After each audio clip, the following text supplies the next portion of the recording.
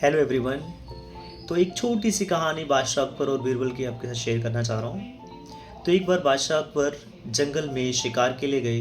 तो वो शिकार के लिए गए तो उन्होंने वहाँ देखा एक आदिवासी औरत बच्चे को जन्म देती है। और जैसे ही उस बच्चे को जन्म देती है वो साथ के साथ अपने बच्चे को जन्म देती है और साथ के साथ निकल पड़ती है उस बच्चे को लेकर।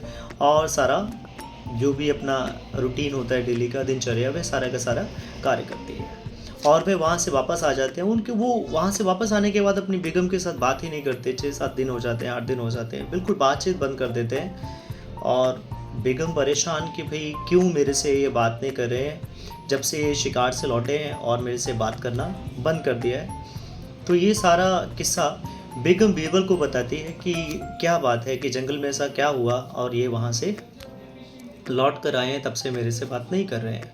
तो बीरबल ने सारी बात सुनी और बीरबल ने सारी बात सुनकर बादशाह अकबर को पूछा कि भाई बादशाह जी क्या ऐसा हुआ है कि आप बात नहीं कर रहे हो। तो उसने बताया कि वहाँ आदिवासी एक औरत बच्चे को जन्म देती है और साथ के साथ काम पर निकल पड़ती हैं। और हमारी बेगम क्या है, वो दिन भर बिस्तर पर बैठी रहती है, मखमल के सारे गद्दे बिछौने सब लगे हुए हैं। और उसके बाद अगर कोई छोटा सा काम करना हो, कार्य करना हो तो वो भी नहीं कर पाते हैं। तो मैं बड़ा परेशान हुआ कि भाई वो भी एक औरत है और ये भी एक औरत है, वो सारा कार्य कर रही है, पर हमारे यहाँ की जो बेगम है, हमारे यहाँ की सारी दासियाँ हैं, ये बिल्कुल आराम परस्त हैं। तो कुछ तो होना चाहिए, कुछ बदलाव होना चाहिए, इन लोगों को सीखना चाहिए कुछ। तो बीरबल ने सारी बात सुनी। तो बीरबल कहते हैं ठीक है, बात तो ठीक कह रहे हैं आप। तो वह गया, बेगम के पास गया बादशाह की। तो बोलता है कि सारी किस्सा उन्हें सुनाया कि ऐसी बात हुई थी, उन्होंने एक आदिवासी औरत को देखा, इसलिए वो ऐसा कर रहे हैं। तो बेगम ने बोला कि अब इसका कोई हल बताओ कि क्या करें कि ये सब कुछ ठीक हो। तो बीरबल ने बोला आपको तुम्हें कुछ करने की ज़रूरत नहीं है, तुम बस इतना करो, जितने भी माली हैं हमारे बाग के उन सबको छुट्टी पर भेज दो और सारे के सारे छुट्टी पर चले जाएंगे और फिर बात करेंगे। तो बेगम ने वैसा ही किया। सारे के सारे माली थे, जितने भी काम करने वाले लोग थे बाग में, उन सबको छुट्टी पर भेज दिया।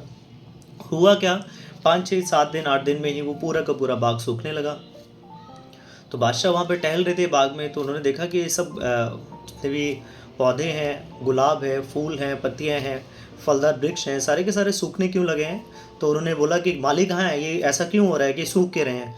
तो बीरबल ने बोला कि मैंने भी उन्हें छुट्टी पर भेज दिया है इसलिए। तो फिर उसने बादशाह ने बोला छुट्टी पर क्यों भेज दिया।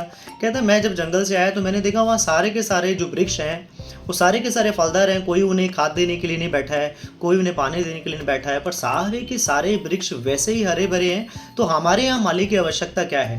तो बादशाह को बात समझ आ गई थी।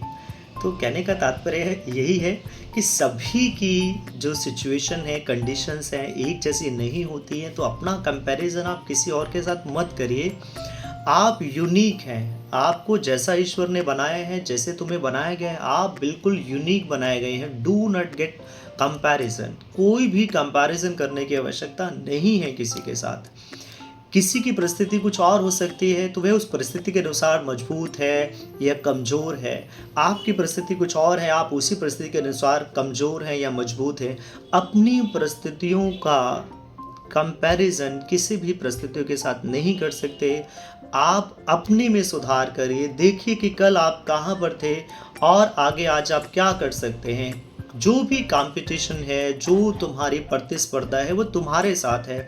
जब आप खुद के साथ प्रतिस्पर्धा करते हैं तो आप हमेशा सबसे आगे निकल जाते हैं। आप सिर्फ दूसरे के साथ प्रतिस्पर्धा करते हैं, होते क्या है, आपने मिस्टर राम के साथ प्रतिस्पर्धा की तो सिर्फ आप राम से ही आगे निकलेंगे। और जिस दिन आप खुद के साथ प्रतिस्पर्धा करने लगेंगे, कंपटीशन करने लगेंगे, यू ऑलवेज बी विनर, आप जीत ही जाएंगे। तो this is the moral of this story.